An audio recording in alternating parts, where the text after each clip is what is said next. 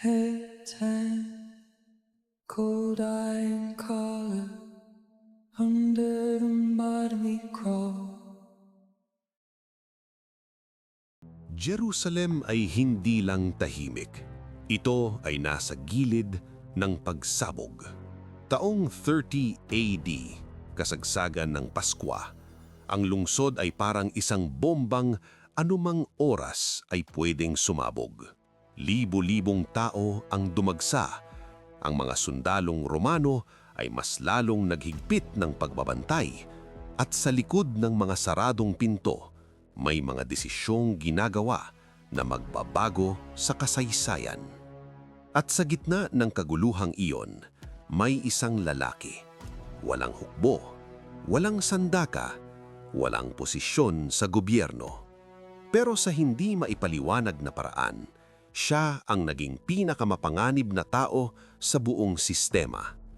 At ang tanong na patuloy na bumabagabag hanggang ngayon ay hindi lang kung bakit namatay si Jesus, kundi bakit kinailangan siyang patayin sa ganitong paraan.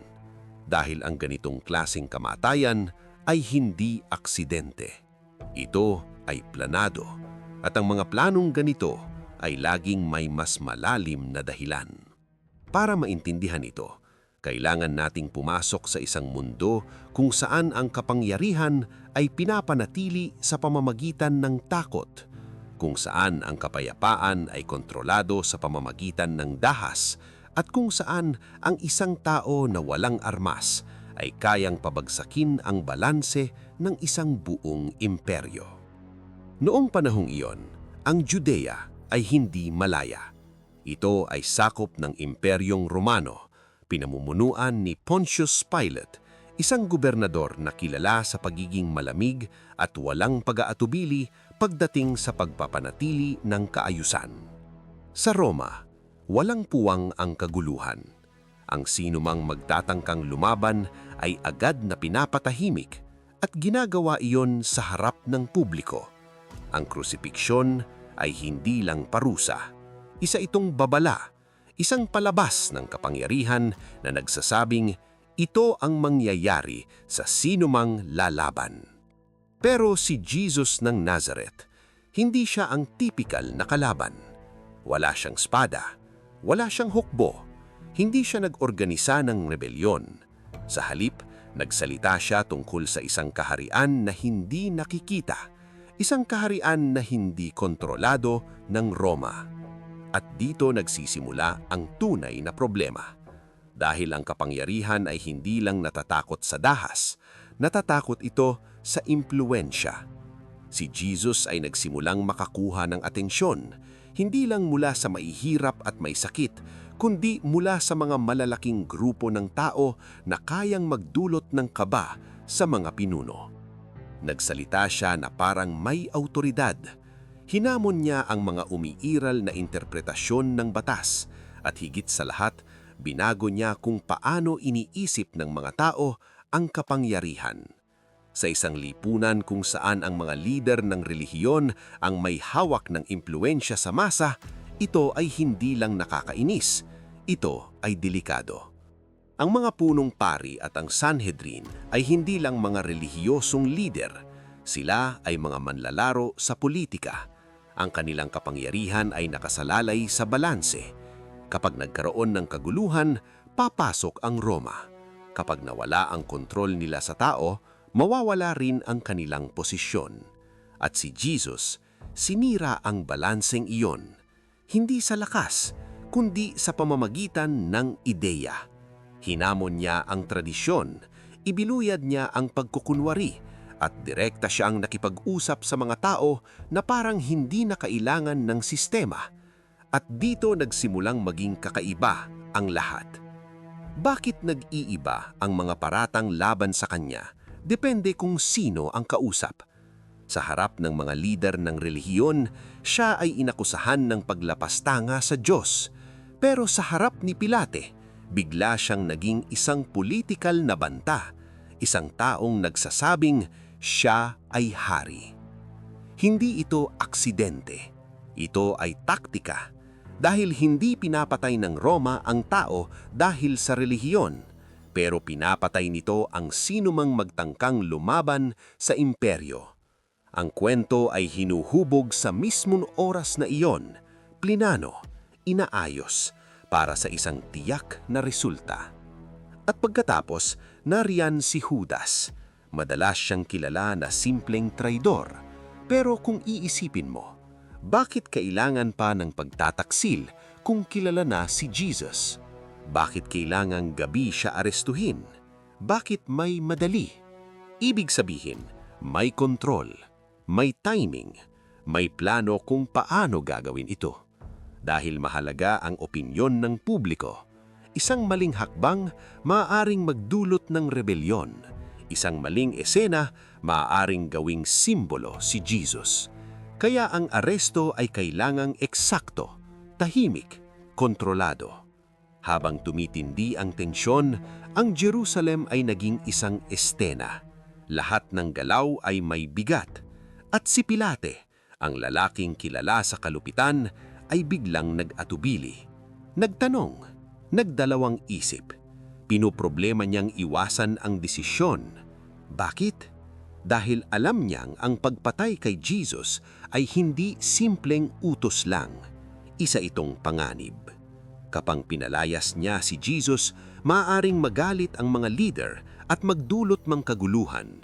Kapag pinatay niya, maaaring gawin niyang bayani ang isang simpleng mangangaral. Pero sa huli, ang sistema ay hindi naghihintay. Kailangan ng desisyon, at ang desisyon ay ginawa. Krusifiksyon, pampubliko, marahas, panghuli. Sa itaas ng kanyang ulo nakasulat, Hari ng mga Hudyo. Hindi bilang papuri, kundi bilang babala. Ang Roma ay nagpapakita ng kapangyarihan, hindi lang laban sa isang tao, kundi laban sa isang ideya. Ang ideya na ang kapangyarihan ay kayang hamunin ng walang dahas. At yon ang dahilan kung bakit naging mapanganib si Jesus, hindi dahil sa ginawa niya, kundi dahil sa kinakatawan niya. Habang siya ay nakapako sa krus, ang sakit ay maiiwasan, ang kahihiyan, ang paghihirap, ang esena. Pero sa likod ng lahat, may mensahe. Ito ang mangyayari sa sinumang sumira sa sistema. Ngunit may nangyaring hindi inaasahan. Halip na matakos ang lahat, mas lalo itong lumakas. Ang kamatayan na dapat sana ay wakas, naging simula. Ang mga tagasunod niya ay hindi nawala. Dumami sila. Hindi sila tumigil. Kumalat sila. At dito nagbabago ulit ang tanong. Kung ang layunin ay alisin ang banta, bakit ito lalong lumaki?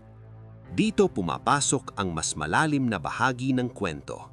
Dahil ang krusipiksyon ay naghatid ng maraming resulta sabay-sabay. Para sa mga lider ng relihiyon, naalis ang problema. Para sa Roma, napanatili ang kontrol. Pero para sa mga tagasunod ni Jesus, ito naging simbolo. Isang momento na nagbago ng takot tungo sa paniniwala. At nang lumabas ang mga kwento ng kanyang muling pagkakahoy, lalo itong lumakas. Dahil ngayon, hindi na ito tungkol sa isang taong pinatay. Ito ay tungkol sa isang taong hindi kayang patayin ng kamatayan.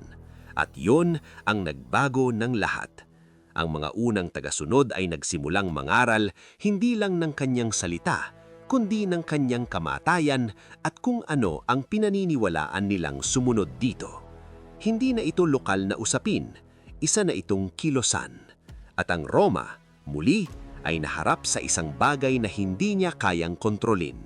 Pero ang sistema na nagpatay sa kanya, siya rin ang nagbigay ng daan para hindi siya makalimutan.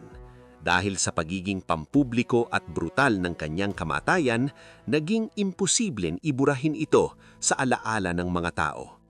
At marahil, yun ang pinakanakakagulat sa lahat, na ang krusipiksyon ay hindi lang isang pagkakamali, kundi resulta ng maraming motibo na nagsama-sama.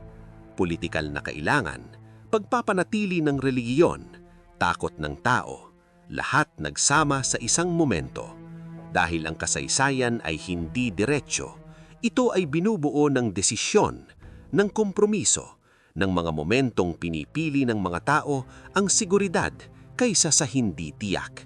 At sa mga momentong iyon, ang epekto ay lumalampas sa inaasahan. Ang krusifiksyon ni Jesus ay isa sa mga momentong iyon, isang desisyon na ginawa sa ilalim ng presyon, hinubog ng interes ng iba't ibang panig at isinagawa ng walang balikan. Pero hindi nito tinapos ang kwento, binago niya ang direksyon nito. Ngayon, ang pangalan Jesus ay isa sa pinakakilala sa buong mundo. Hindi dahil sa nasakop niya ang mga teritoryo, kundi dahil hinamon niya ang kahulugan ng kapangyarihan. At marahil, yun ang nakatagong dahilan na madalas nating hindi nakikita, na ang mga sistemang gustong kontrolin ang lahat, minsan sila mismo ang lumilikha ng hindi nila kayang pigilan. Dahil ang ideya ay hindi kayang ipako sa krus, ito ay kumakalat at minsan habang mas pinipilit mo itong patahin.